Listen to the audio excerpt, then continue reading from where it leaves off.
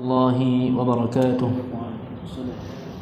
إن الحمد لله نحمده ونستعينه ونستهديه ونستغفره ونؤمن به ونتوكل عليه ونعوذ بالله من شرور أنفسنا وسيئات أعمالنا من يهده الله فلا مضل له ومن يضلل فلا هادي له.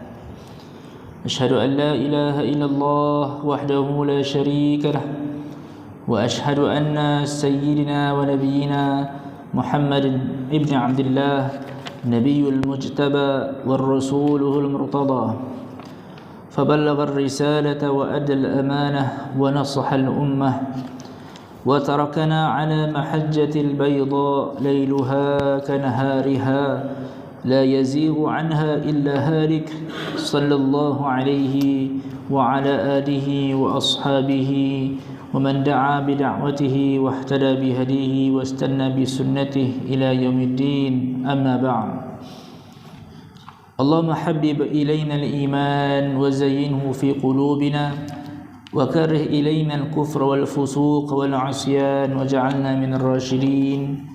Ya Allah, ya Tuhan kami, ya Allah, kurniakanlah kepada kami perasaan sayang dan cinta kepada keimanan. Bahkan hiaskanlah keimanan itu dalam diri kami, ya Allah. Campakkanlah kepada kami perasaan benci, iaitu benci kepada kekufuran, kefasikan dan kemaksiatan. Jadikanlah kami di kalangan orang-orang yang mendapat petunjuk. Amma ba'd. Alhamdulillah wa syukurillah, syukur kita kepada Allah Subhanahu wa taala. Hadirin rahmati Allah sekalian, pada malam yang berbahagia ini kita menyambung kembali pengajian ataupun perkongsian ilmu yang lebih kepada mengambil iktibar dan tauladan terhadap para sahabat ridwanullah alaihim ajma'in. Dan pada malam ini insya-Allah kita masih lagi dalam bab berkenaan tentang keimanan para sahabat, dan kita masuk pada perkara yang seterusnya, iaitu berkenaan tentang beriman dengan qada dan qadar.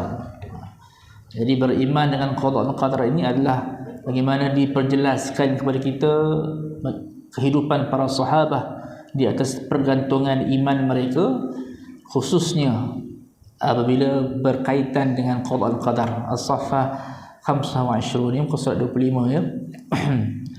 Muka surat 25. Para sahabat merupakan seagung-agung manusia yang beriman dengan rukun qada dan qadar. Seutuh keyakinan dan selebar pegangan mereka dengan qada dan qadar. Ya.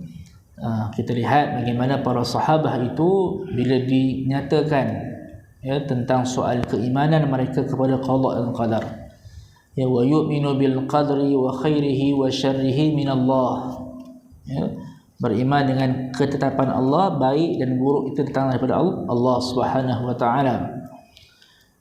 Jadi para sahabatlah antara insan yang dilihat yang dikatakan seagung-agung manusia yang beriman dengan rukun, iaitu dengan rukunul iman yang terakhir, iaitu qada dan qadar. Nak ceritanya dengan tarbiyah, pembentukan jiwa yang dibawa oleh Nabi Muhammad sallallahu alaihi wasallam, lahirnya disebut sebagai kader-kader dakwah. Nabi sallallahu alaihi wasallam mencetak para sahabat itu sendiri yang akhirnya mereka ini insan yang sangat-sangat teguh, sehingga sebahagian ulama menyebut seagung-agung manusia beriman dengan qada dan qadar. Sebab apa sudah hadirin semua? Sebab mereka adalah orang yang dipanggil sebagai generasi awal. Tanpa mereka, tanpa usaha pengorbanan, dan mereka bersama dengan Nabi Muhammad sallallahu alaihi wasallam sanggup meninggalkan harta. Itu soal harta yang kita nampak rasa ni soal tentang hubungan akrab, kan, keakraban saudara. apabila ditonjolkan kepada kita dalam peperangan yang pertama tu sudah hampir semua. Siri peperangan Badar, kalau kita baca sejarah, ialah alhamdulillah dengan pertolongan Allah, dengan kekuatan yang ada pada para sahabat, itu kita dapat lihat kemenangan, kan? Kemenangan umat Islam. Tapi nak ceritanya sudah hampir semua dalam peperangan Badar ni, yang bertempurnya apa? Anak dengan ayah, saudara mara sudah hampir semua. Walaupun di atas nama saudara mara, tapi berbeza akidah pada ketika itu sudah hampir semua, ya.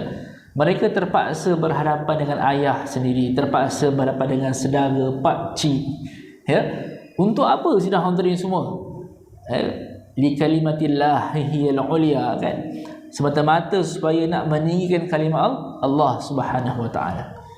Sehingga kan Nabi SAW berdoa kepada Allah pada malam sebelum peperangan Badar tu sendiri, sehingga kan para sahabat lihat Rasulullah, ya, Rasulullah ilhahnya, Rasulullah ni bersungguhnya, ya, doa bermunajat kepada, sehingga kan serban ataupun kain ridak terjatuh.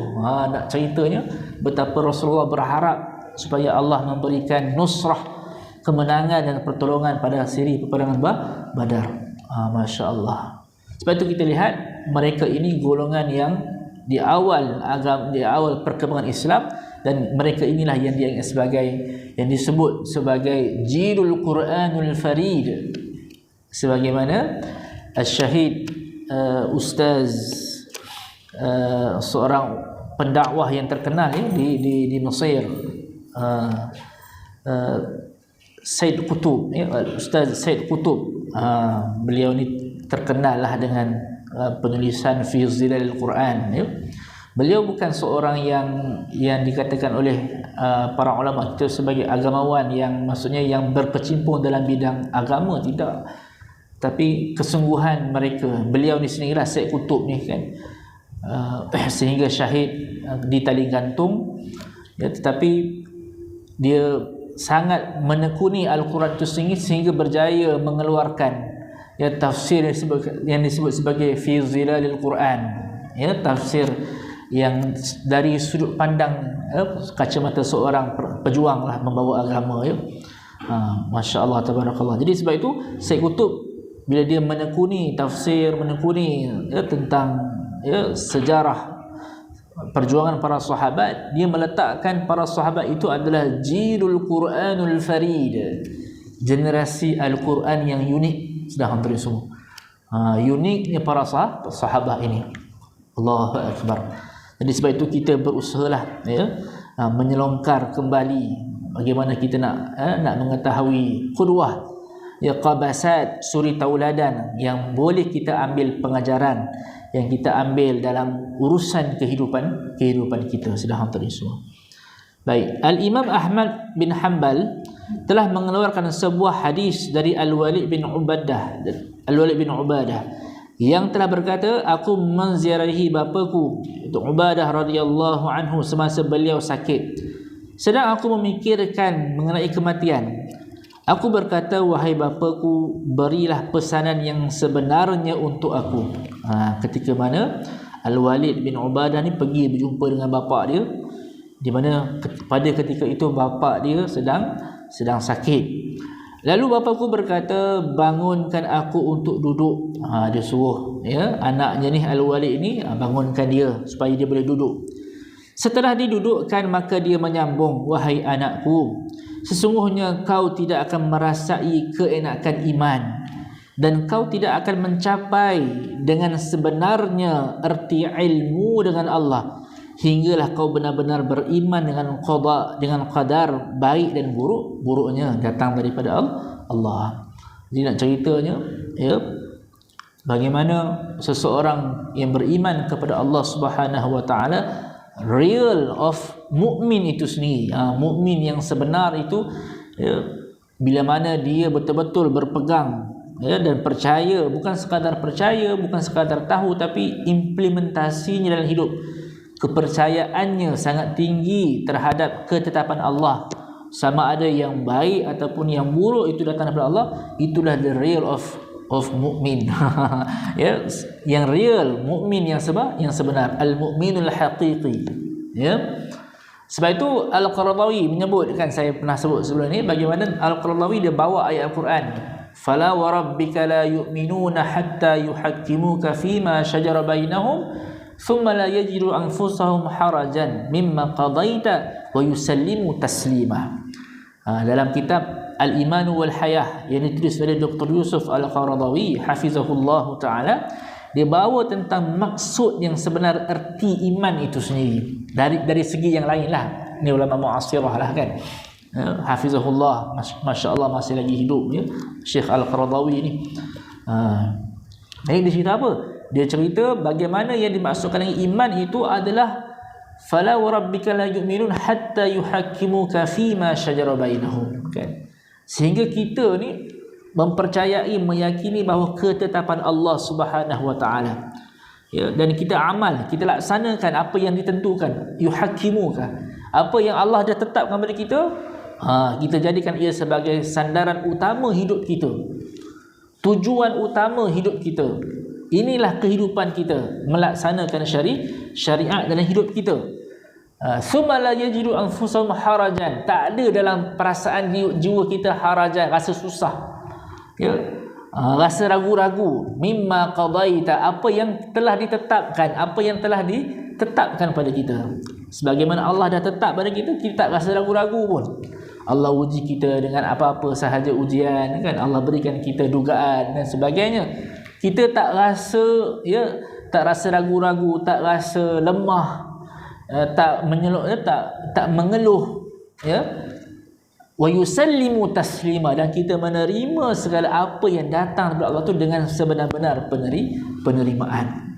Ini keimanan yang sebenar, dan keimanan inilah yang ditunjukkan oleh para sahabat ridwanullahu alaihim ajma'in. Sebab itu disebut pada kita, kamu tidak akan beriman sebenarnya selagi mana kamu, ya, tidak betul-betul berpegang kepada qada, berkeyakinan terhadap apa yang Allah dah tetapkan kepada kita, yang baik dan yang buruk. Baik. Maka bila bapaknya berpesan kepada Al-Walid ini, hinggalah kau benar-benar beriman dengan qadar baik dan buruknya datang daripada Allah. Aku bertanya, iaitu Walid bertanya kepada bapaknya, wahai bapaku, bagaimana cara untukku ketahui apakah qadar yang baik dan qadar yang buruk, ketetapan yang baik dan buruk, ya? Lalu jawabnya, ketahuilah bahawa keburukan yang terelak darimu itu memang ditakdirkan tidak kena padamu, dan apa yang mengenamu itu adalah takdir yang tidak akan terelak olehmu. Wahai anakku, sesungguhnya aku pernah mendengar Rasulullah sallallahu alaihi wasallam bersabda, ya, kejadian pertama ialah Allah menciptakan al-qalam. Kemudian Allah berfirman kepada al-qalam, tulislah. Maka dari saat itulah tertulislah segala apa yang wujud hingga ke hari qiyamah. Wahai anakku, sekiranya kau mati dan tidak pula beriman dengan itu, masuklah kau ke dalam neraka. Wal'iyazubillah. Jadi nak cerita sudah hadirin semua, kan, antara yang kita boleh ambil yang iktibar dalam kefahaman kita, Nabi SAW menyebut disebut sebagai khutbatul hajah, kan, khutbatul hajah, ya. Dalam khutbatul hajah ni dia ada kisah dia, kan. Khutbatul hajah ni adalah permulaan kita berbicara lah. Dia adalah sunnah Nabi SAW. Nabi memulakan, ya, ucapan, ya, yang akhir mayyilillahu tentang wa man yudlil fala hadiyalah tu. Ada banyak asatizah kita bermula dengan ucapannya, kan. Innal hamdalillah nahmaduhu wa nasta'inuhu wa nastahdihi wa nastaghfiruh, kan. Kemudian man yahdihillah, yang akhir sekali lah di hujung tu, man yahdihillah fala mudhillalah wa man yudlil fala hadiyalah. Ini dipanggil sebagai khutbatul hajah. Khutbatul hajah ni dia ada kisah dia, sudah hadirin semua. Dia ada kisah dia. Kalau yang biasa dengar tu tak apa, yang saya kongsikan sudah hadirin semua. Kisahnya adalah ada seorang hamba Allah ni di zaman Nabi lah, ya, sudah di zaman Nabi. Waktu itu Rasulullah SAW masih lagi berada di Mekah, Dalam riwayat disebut sebagai Dhaman Al-Azdi. Taklah dari sudut lain tak tahulah, tapi bila saya baca dalam kitab mulakhas, ringkasan dari kitab Rahiqul Makhtum, ya, disebut yang seorang hamba Allah ni nama dia Dhaman Al-Azdi. Dhaman Al-Azdi ni daripada Yaman, sudah hadirin semua. Dia ni kalau nak ceritanya, kita orang yang boleh mengubatilah sihir, penyakit-penyakit hasud dan sebagainya kan. Jadi ada orang dia terdengar ada seorang manusia yang sakit di Mekah. Yang macam-macam cerita lah kan, bila dakwah Nabi berkembang ketika mana di Mekah tu, macam-macam orang cerita lah. Yang keluar pergi berdagang kan, ada seorang si Muhammad ni kan, dia ni gila, tiba-tiba nak bawa ajaran baru lah apa, bermacam-macam tuduhan, ya. Nabi dituduh macam-macam, sudah hampir semua kan, gila lah, tak sioman, buat ajaran baru kan. Jadi Dhaman Al-Azdi ni dia, wallahu a'lam, mungkin itu satu anugerah Allah. Allah beri satu kesedaran pada dia supaya dia ni nak pergi berubat si Muhammad ni. Kan? Dia nak pergi berubat lah. Mungkin Muhammad ni dia kena sihir, dia kena apa, aku nak pergi berubat dia. Ya. Maka berjalanlah Dhaman Al-Azdi ni daripada Yaman, sudah hadirin semua. Yaman nak ke Mekah ni jauh, sudah hadirin semua. Kan kalau kita lihat peta tu, di bawah Yaman ni, di bawah sudah semua kan. Kalau di Saudi tu di atas dah dekat dengan nak ke Syria, ada di atas tu, Mediterranean. Jadi sanggup Dhaman Al-Azdi ni dia pergi semata-mata nak pergi ke Mekah, ya, nak sembuhkan si Muhammad ni, nak berubat, dia nak. Tetapi masya-Allah tabarakallah, Allah beri hidayah kan. Sesampainya di Mekah, dipendekkan ceritalah sudah semua, ketika mana Dhaman Al-Azdi ni nak berjumpa dengan Nabi sallallahu alaihi wasallam, sedang dalam perjalanan berjumpa dan dia nampak Nabi, dia terdengar ucapan yang disebut sebagai khutbatul hajah. Innal hamdalillah nahmaduhu wa nasta'inuhu wa nastahdihi wa nastaghfiruh wa na'udzu billahi min shururi anfusina wa min sayyiati a'malina may yahdihillahu fala mudilla lahu wa may yudlil fala hadiyalah. Bila dia terdengarnya khutbatul hajah ini, Allah beri kesedaran, Allah campakkan hidayah padanya. Akhirnya dia yang diubati, ya, dia yang diubati. Dia nak pergi jumpa Nabi sallallahu alaihi wasallam, hajatnya tu dia nak ubat si Muhammad ini. Dia lah dia cakap kan. Tiba-tiba bila dia sampai nak berjumpa dengan Nabi sallallahu alaihi wasallam, tiba-tiba dia yang diubati. Ya, bila dia dengar kalimah itu, kalimah khutbatul hajah itu, akhirnya dia dipancarkan hidayah padanya dan dia memeluk Islam. Jadi khutbatul hajah ni sangat baik kan untuk kita amalkan. Ya, tak kisahlah kalau kita nak kondak mesyuarat ke kan, mesyuarat dengan anak-anak ke apa ke kan. Permulaan kita mula dengan ucapan itu, alhamdulillah, innal hamdalillah nahmaduhu, sampai habis kan. Baik, masya-Allah tabarakallah. Jadi dalam khutbatul hajah ni disebut may yahdihillah fala mudhillalah. Sesiapa yang diberikan petunjuk, may yahdihillah, yang Allah berikan petunjuk padanya, fala mudhillalah, sekali-kali pun dia tidak akan disesatkan. Wa may yudlil, dan maka sesiapa yang Allah sesatkan dia, maka sesiapa pun tak boleh memberikan hidayah ataupun kesedaran kepadanya. Nak ceritanya, ia semuanya, ya, kebaikan yang Allah beri itu datang daripada Allah. Bila Allah berkehendakkan suatu kebaikan yang nak diberikan kepada seorang manusia itu, maka pada masa itu tak ada siapa pun yang boleh menghalangnya.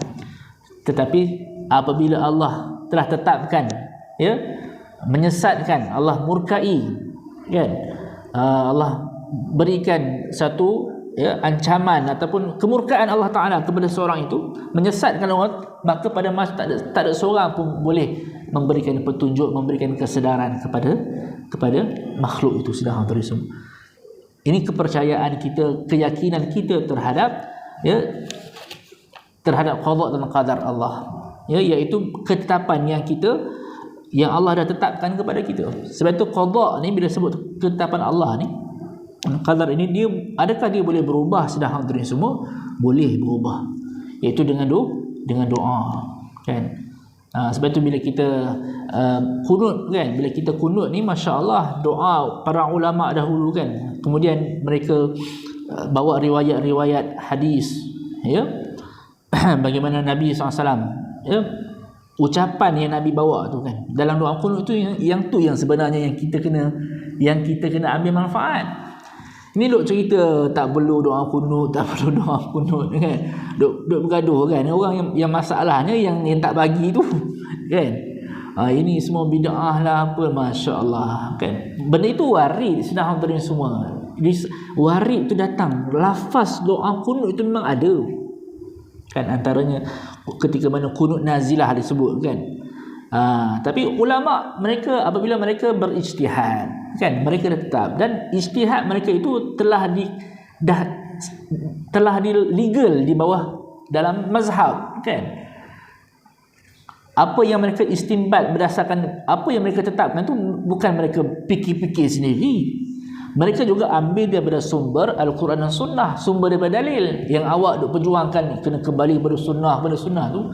Para ulama kita, imam mazhab kita ni kan, imam mazhab kita, mereka beristinbat, keluarkan hukum, bukan keluarkan ambil sebarangan daripada sumber yang lain, tetap juga daripada hadis, daripada sunnah, daripada ijma' kan, qiyas dan sebagainya. Jadi nak ceritanya kunut itu sendiri memang datang dari Nabi.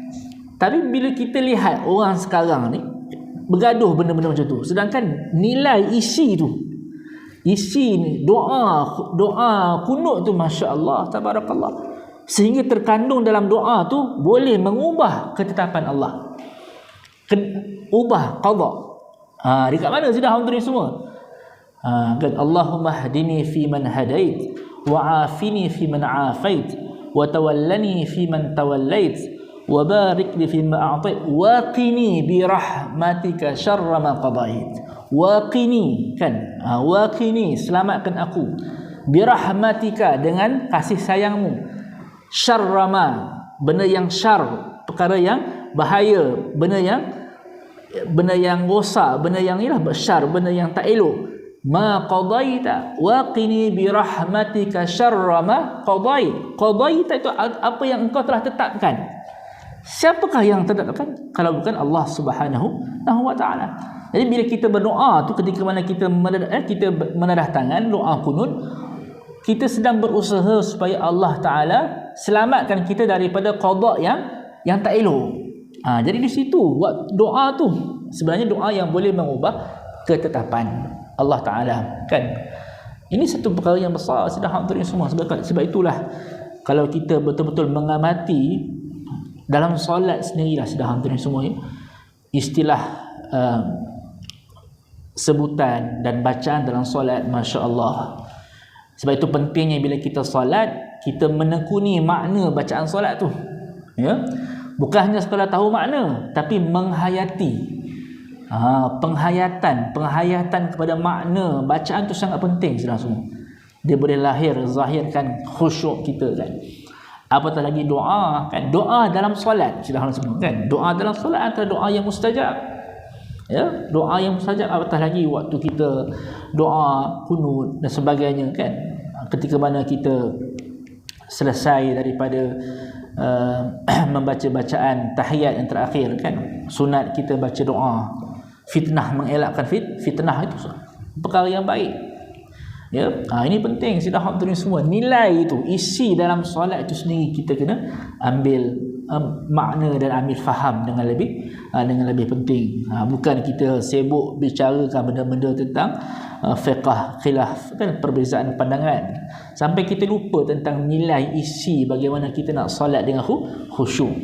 Sudah hadirin semua. Sebab tu bila kita berbalah ni, bila kita berbalah semua, kita telah menghilangkan sesuatu yang baik, nilai kebaikan. Suka sangat nak gaduh, suka sangat nak cakap ini tak betul kan. Jadi orang yang macam ni, dia suka berbalah ni kan, sebenarnya dia telah menghilangkan satu kebaikan yang akan didapat.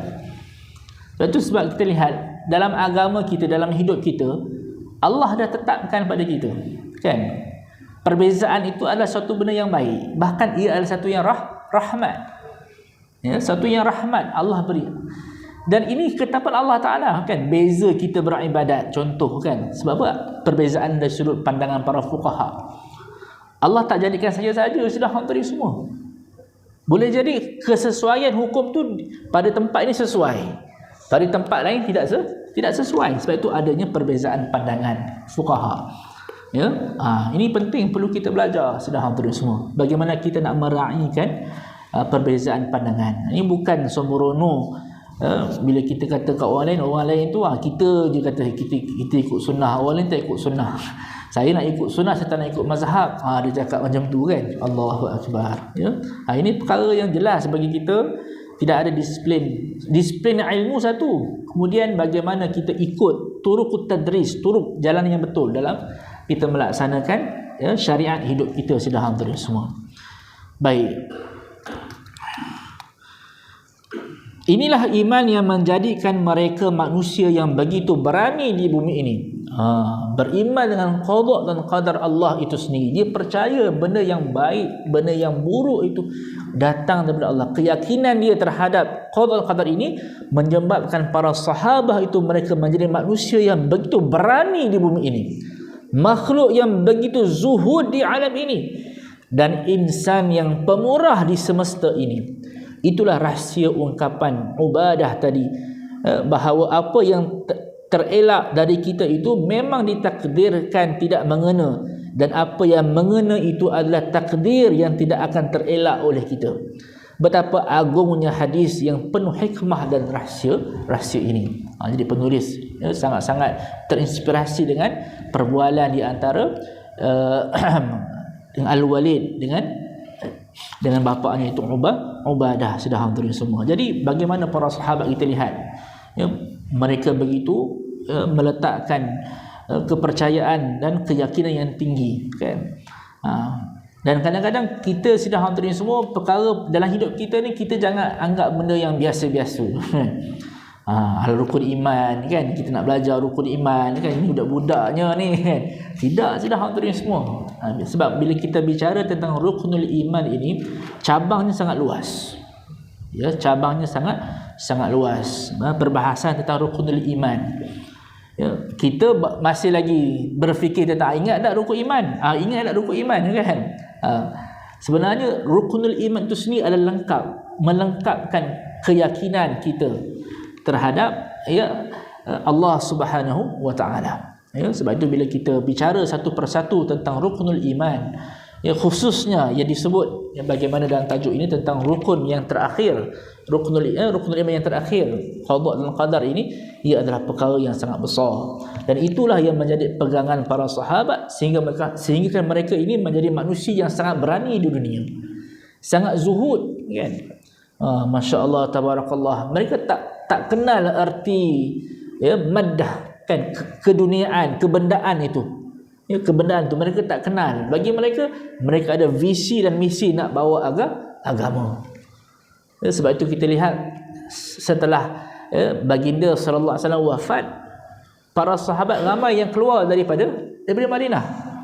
Mereka nak menyambung legasi perjuangan yang dibawa oleh Nabi Muhammad sallallahu alaihi wasallam. Baik, kemudian beriman dengan alam kubur. Walaupun para sahabat begitu tinggi martabat dan begitu dekat diri mereka kepada Tuhannya, namun mereka tetap membuat 1000 perhitungan tentang kematian. Mereka bijak mengkadarkan kematian itu dengan sebenar-benarnya. Mereka mempercayai sesuatu di sebalik kematian itu penuh perhitungan, menghitung nikmat sebagaimana menghitung azab kubur. Banyak perkara mengenai alam kubur yang diriwayatkan oleh mereka. Al-Imam Ahmad mengeluarkan sebuah khabar dari periwayatan Ubadah ibnu Nusay yang berkata, ketika Abu Bakar menghampiri kematian, beliau telah berpesan kepada Aisyah radhiyallahu anha dengan katanya, cucilah kedua bajuku ini dan kafanlah aku dengannya. Sesungguhnya bapamu ini salah seorang dari 2 insan, seorang yang diselimut dengan selimut yang terbaik dan seorang lagi yang dirampas darinya segala-gala yang ada padanya. Maksudnya perkataan yang Sayyidina Abu Bakar ini disampaikan. Dia ingatkan kepada anaknya, nak cerita tentang betapa Abu Bakar ini berusaha nak bersedia untuk menghadapi kematian. Sudah hampir semua. Kita ni bila kita sebut mati, mana yang betul kan? Takut mati tak betul. Sudah hampir semua kan. Yang paling penting zikrul maut kan.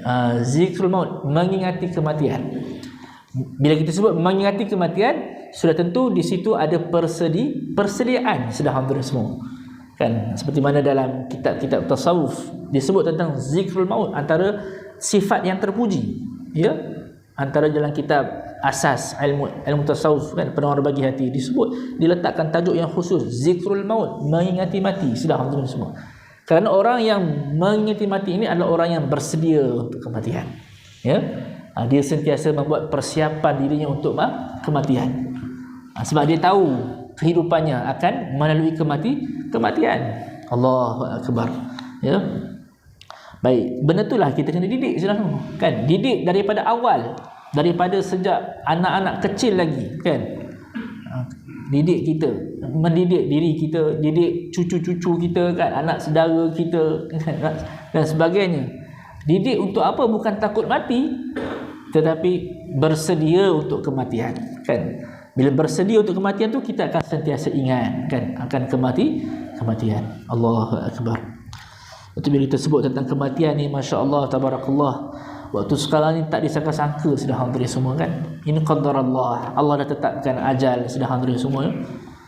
Dahulu kita tak pernah menjangkakan bila ada kematian, kita tak boleh pegang, tak boleh dekat, ya, tak boleh masuk kawasan kubur tu sudah semua. Kena tengok kat depan. Ada yang sebahagian tu video viral, lalu depan rumah aja, tak boleh kena pergi kan. Allahu akbar.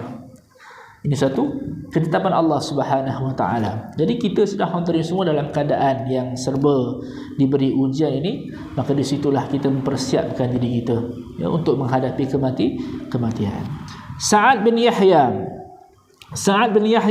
bin Abi Rashid Al-Basri dengan katanya, semasa Umar Al-Khattab radhiyallahu anhu menghadapi kematian, dia telah berpesan juga kepada anaknya, wahai anakku, sekiranya aku menghadapi kematian, tutupkan badanku, letakkan kedua lututmu ke tulang belakangku, tangan kananmu ke atas dahiku, tangan kirimu ke atas daguku. Setelah nyawaku dikeluarkan, tutupkanlah mataku, kemudian kafankanlah aku dengan kafan yang ringkas. Kerana sekiranya aku ini baik di sisi Allah, nescaya aku akan diberi persenan yang lebih baik. Dia nak cerita persediaan, gambaran dia lah. Andai sebaliknya, maka akan dirampas dariku segala-galanya dan ringkaskan pula pengkebumianku. Allahu akbar. Sekiranya aku ini baik di sisi Allah, nescaya aku diberi kelapangan saujana mata memandang. Tetapi sekiranya aku ini sebaliknya, maka kuburku akan disempitkan hingga tulang-tulang selangkaku menjadi rapat. Jangan ada perempuan-perempuan yang keluar mengiringi pengkebumianku, dan jangan pula meletakkan aku pada kedudukan yang tidak sebenarnya, kerana Allah lebih mengetahui mengenai diriku. Sekiranya kamu mengusung aku, maka melangkahlah dengan cepat, kerana sekiranya aku ini baik di sisi Allah, maka kamu telah segera pula menyerah diri kepada yang terbaik. Sekiranya aku ini sebaliknya, maka kamu telah segera pula mencampakkan keburukan dari bahu kamu. Allah, ini gambaran, ya, pengharapan, ya, pengharapan yang diungkapkan, ya, Umar Al-Khattab kepada anaknya, supaya, ya, dia berharap supaya dia menjadi orang yang dipilih oleh Allah Subhanahu wa taala. Baik. Tapi dia pun cakap kepada anaknya, kalaulah aku ini menjadi orang yang tidak mendapat kebaikan, dia sendiri yang cerita tentang keburukan yang akan dia dapat, kan? Allahu akbar. Jadi sama-samalah kita sudah untuk semua, ya, mengambil i'tibar daripada para sahabat kita, para sahabat Nabi radhiyallahu anhum ajma'in, yang mana mereka ini sentiasa berusaha menjadi yang terbaik, ya, menjadi yang terbaik. Dan itulah, ya, sehebat-hebat dan sebaik-baik contoh yang boleh kita sama-sama ambil dalam kehidupan kita. Al-Imam Bukhari menerbitkan sebuah hadis dalam bab Al-Adab yang diriwayatkan daripada Khalid bin Ar-Rabi' dengan katanya, semasa Huzaifah radhiyallahu anhu merasa sakitnya semakin tenat, Huzaifah Al-Yamani, ya, Huzaifah Al-Yamani siapa sudah nama? Huzaifah Al-Yamani adalah yang memegang rahsia-rahsia Nabi Muhammad sallallahu alaihi wasallam. Beberapa orang Ansar mengetahui halnya, datang menziarahi beliau di tengah malam atau lebih kurang hampir subuh. Huzaifah bertanya, pukul berapa sekarang? Kami berkata, sekarang ini tengah malam atau hampir subuh. Beliau berkata, aku berlindung dengan Allah dari pagi yang bauku ke neraka. Beliau bertanya lagi, apakah kamu bawa bahan kafan untukku? Jawab kami, ya. Beliau berkata, jangan kafan aku berlebihan, kerana sekiranya aku ini baik di sisi Allah, nescaya ditukarkan aku dengan persalinan yang baik. Jadi para sahabat kita lihat sama sahaja dia punya dialog, apa yang disampaikan kan. Suruh segera kan, suruh jangan berlebih-lebihan. Kerana apa? Kerana mereka menambahkan kebaikan. Tetapi kalau sebaliknya, nescaya aku akan dirampas segala-galanya sepantas kilat. Allahu akbar. Abu Nu'aim dalam kitab Al-Hilyah telah meriwayatkan dari Ad-Dhahhak bin Abdul Rahman yang telah berkata, Abu Musa Al-Asy'ari radhiyallahu anhu, seorang sahabat Nabi, semasa hampir menemui ajal, telah memanggil budak-budak suruhannya dengan berkata, ayuh, pergi galikan kuburku, perluaskan dan perdalamkan. Setelah selesai, mereka pun datang menemui Abu Musa dengan berkata, telah pun kami gali dengan dalam dan luas. Maka berkata Abu Musa Al-Asy'ari, demi Allah, ia salah satu di antara dua kedudukan. Boleh jadi diluaskan kubur persinggahan sementaraku hingga akan jadi 40 hasta luasnya. Kemudian dibukakan kepadaku pintu-pintu syurga hingga dapat ku melihat isteri-isteriku, rumah-rumahku dan segala sesuatu yang telah pun Allah sediakan untukku sebagai sebahagian daripada kemuliaannya. Kemudian pasti sudah aku lebih mengetahui ke tempat tinggalku itu lebih daripada rumahku sekarang ini. Dan pasti pula akan terkena padaku bauan dan wangian syurga hinggalah aku dibangkitkan Allah nanti. Tetapi kalau aku termasuk pada yang kedua, a'udzubillah, aku berlindung dengan Allah darinya, kuburku menjadi sempit untukku, lebih sempit dari bucu tombak. Kemudian dibuka untuk aku salah satu pintu neraka. Di masa itu akan kulihat kepada rantai-rantai membelenggu dan teman-temanku. Seterusnya aku lebih tahu arah dan tempatku di neraka lebih dari pengetahuanku ke rumahku di dunia ini. Kemudian aku akan terkena dengan hembusan sumum dan bamim. Ini siksaan, bentuk-bentuk siksaan dari neraka hinggalah aku dibangkitkan. Allahu akbar. Ini keluhan para sahabat ya, Nabi khususnya yang diriwayatkan hadis ini Abu Musa Al-Asy'ari. Dia tak nak ya, bagaimana pilihan yang kedua ya, termasuk di kalangan orang yang kedua ni, wala'iyyazubillah. Inilah ya harapan para sahabat ya, yang kita dapat lihat bagaimana dalam teguhnya mereka dalam menghadapi kehidupan selepas kematian ya, di akhir di alam kubur ini, kesungguhan mereka menghadapi kehidupan mereka. Sudah hadirin semua, semoga Allah meridai mereka. Lihatlah betapa takutnya mereka terhadap kemungkinan yang berlaku selepas kematian itu. Lihatlah bagaimana usaha mereka untuk lepas dari kemungkinan yang mereka takuti itu. Di mana agaknya pendirian kita dari suasana yang menakutkan itu, dan di mana pula kita dibandingkan dengan amalan mereka. Kita bayangkanlah, tak kalau dalam keadaan nazak sudah semua, Masya Allah, wallahu ta'ala alam, kita tak tahu keadaan kita bagaimana kan. Adakah kita boleh memberikan satu pengharapan seperti mana para sahabat kan? Allahu akbar. Dan itulah yang kita kena usahakan sudah hadirin semua ya. Kita doa kepada Allah Subhanahu wa taala supaya pengakhiran kita adalah sebaik-baik pengakhiran ya. Waqtim lana bihusnil khatimah ya, dengan sebaik-baik pengakhiran. Wallahu taala alam. Sekadar itulah yang boleh saya kongsikan bersama dalam perkongsian kita pada malam ini tentang beriman dengan alam kubur. Yang insya-Allah kita akan sambung sekali lagi terus pada minggu hadapan, bab yang terakhir ya, beriman dengan hari akhirat. Kita lihat bagaimana para sahabat mereka ini ya, ditunjukkan kepada kita tentang keimanan mereka terhadap hari akhirat insya-Allah pada minggu hadapan. قل قولي هذا ونستغفر الله العظيم لي ولكم لعل الله تعالى أن يجعلنا من الذين يستمعون القول فيتبعون أحسنه wallahu ta'ala alam. Assalamualaikum warahmatullahi wabarakatuh. Bismillahirrahmanirrahim. Alhamdulillahirabbil alamin. Wassalatu wassalamu ala asyrafil mursalin wa ala alihi wa sahbihi ajma'in.